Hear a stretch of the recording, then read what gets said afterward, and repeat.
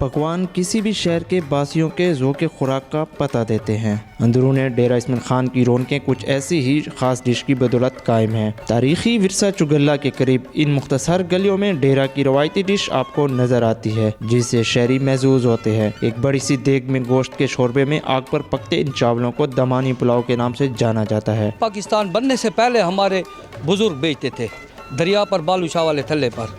उसके बाद 25 साल से यानी कि उस्ताद फैज़ुल पहलवान, हाजी इब्राहिम पहलवान, ये लोग दरिया पर बेचते थे, हम उनके शागिर्द हैं।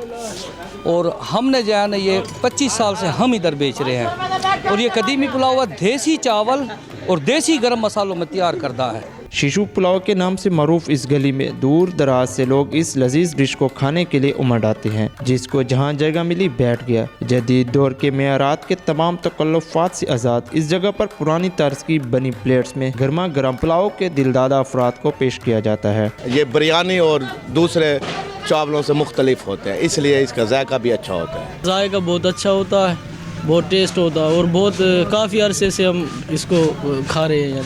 अवाम का शीशु पुलाव से जायके का रिश्ता तकरीबन 100 साल पुराना है, जो इस शहर के बासियों की तीसरी नस्ल का भी मरगूब पकवान है। सादगी और लज़्ज़त के साथ साथ इस पुलाव की इश्तहा अंगेज़ महक एक अलग सी कशिश रखती है, जो एक बार खाने वाले को बार बार यहाँ खींच लाती है। एक तो जायका है, एक पुराना भी है, दूसरा ये कि एक पुरानी रिवायत है जो कि यहाँ की ये एक गलियों के अंदर ये चलती आ रही है।